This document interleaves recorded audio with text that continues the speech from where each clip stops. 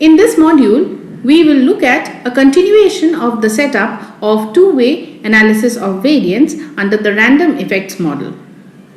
Before we had looked at the premise as well as the setup of a two-way analysis of variance model under the random effects model. In this case, we will look at the different null hypotheses that we can test, and also we will look at how the variation or the overall variation of the response can be partitioned and how we can study the variances related to the response by partitioning them for the different random effect factors. In a previous module, we had introduced the two-way analysis of variance model. We had discussed the introduction of two-way analysis of variance model for a random effects and a mixed effects.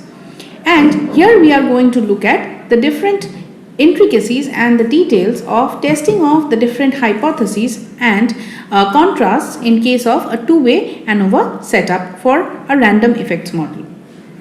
So in case of a two-way analysis of variance random effects model, we consider two factors, namely A and B. And we consider the factors to be random. As we had defined, by random we mean that the different levels of A and B, the two factors, they are randomly selected from a pool of different levels. The factors are random, that is, we consider that A levels of factor A to be random sample from a population of levels of that factor, and B levels of factor B to be a random sample from a population of levels of that factor. So this is the general premise of a two-way analysis of variance random effects model. Now let us look at the mathematical form of this model. The model looks the same as the one we had used for ANOVA fixed effects model. But there are some important differences as we had stated them before. So the model is given by Yijk equals mu plus alpha I plus beta j plus alpha beta ij plus epsilon ijk, where alpha and beta are the two effects of the two treatments. Alpha beta ij represents the interaction between the two treatments or the two factors, and epsilon ijk is the error term. So in the model shown on the previous slide, let us now look at a detailed description of each of the terms. Mu is the overall mean response. Alpha I is the main effect of level I of factor A, and we assume that alpha I follows a normal distribution with mean 0 and variance sigma alpha square. Beta j is the main effect of level j of factor B, and beta j is assumed to be following a normal distribution with mean 0 and variance sigma beta square. Alpha beta ij is the interaction effect between level I of factor A and level j of factor B. And alpha beta ij is supposed to follow a normal distribution with mean 0 and variance sigma square alpha beta. Finally, we have the error term epsilon ijk, which follows a normal distribution with mean 0 and variance sigma square. It's the random error term. Alpha I, beta j and alpha beta ij are assumed to be pairwise independent for the model to work well. Now the assumptions that we had taken, there is a long list of them. Let us look at the implication of these assumptions. The mean response for level I of factor A and level j of factor B is a sum of independent selections from alpha I, beta j and alpha beta ij from three normal population as we had seen before, and the overall mean response, that is mu ij equals mu plus alpha I plus beta j plus alpha beta ij. Another implication is that the variability among the observations can be partitioned among the random factors as follows. As we have seen before, the random factors can now be, the random levels of the factors can now be assumed to follow a normal distribution with their respective mean and variances. So the overall variance or the variability of the observations of Yij can now be partitioned among the random factors as follows. Variance of Yij equals sigma y square, which equals sigma alpha square plus sigma beta square plus sigma alpha beta square plus sigma square. And this partition is possible because alpha beta and alpha beta ij are pairwise independent of each other. In the above partition of the variability of Yij, sigma square is the measurement variance, sigma alpha square is the population variance of factor A, and sigma beta square is the population variance of factor B. Finally, sigma alpha beta square is the population variance of the interaction effects between the two factors. Now let us look at the hypotheses for the analysis of variance two-way random effects model. Just like we had done for one-way analysis of variance, here also we have well-defined null and alternative hypotheses, as well as in addition to those we have some estimable functions defined on the different levels of the factors as combinations of different levels of the factors which can be tested. So in analysis of variance fixed effects model, we test the equality of the level means corresponding to one or two factors.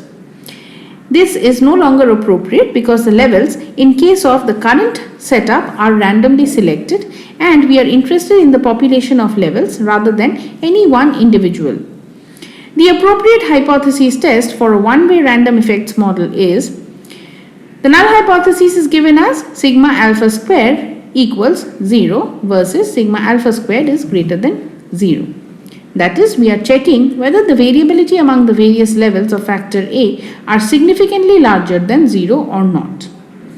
Likewise, we can also write the null and alternative hypotheses along the same lines for the factor B and for the interaction factor alpha beta. So the hypotheses for the analysis of variance random effects model for a two-way random effects model, the three hypotheses that we test are H01 sigma alpha square equals 0 versus sigma alpha square greater than 0 as we had seen on the previous slide.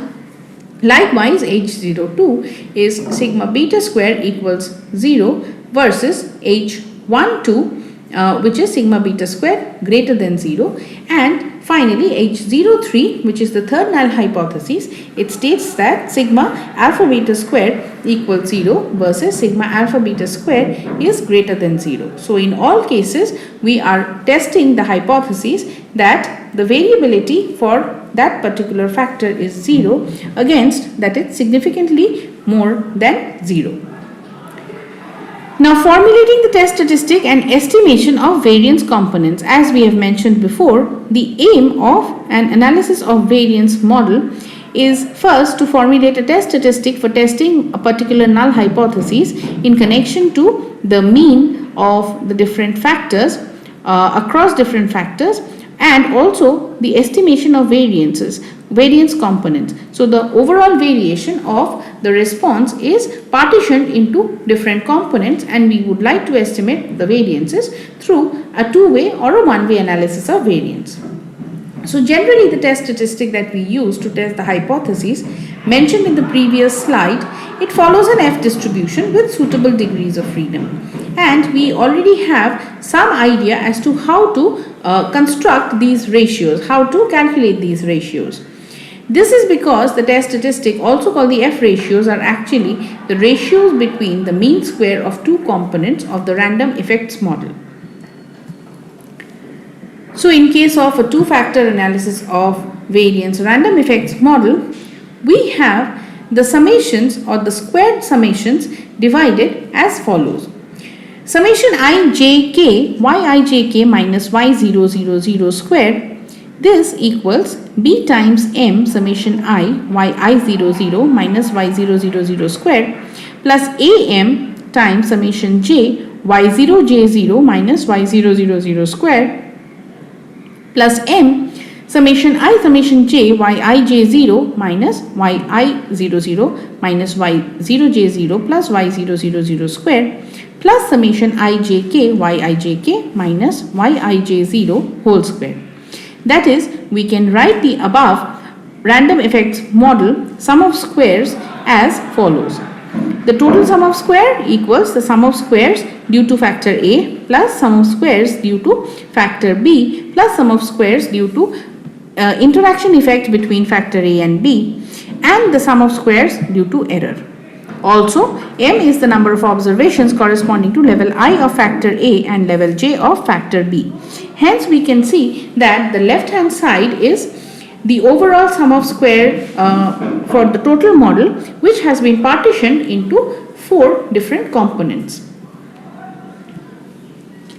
Now, since yijk equals mu plus alpha I plus beta j plus alpha beta ij plus epsilon ijk, we can now write the components as yij0 equals mu plus alpha I plus beta j plus alpha beta ij plus epsilon ij0, yi00 equals mu plus alpha I plus beta 0 plus alpha beta I0 plus epsilon I00, y0j0 equals mu plus alpha 0 plus beta j plus alpha beta 0j plus epsilon 0j0, and y000 equals mu plus alpha 0 plus beta 0 plus alpha beta 00 plus epsilon 000.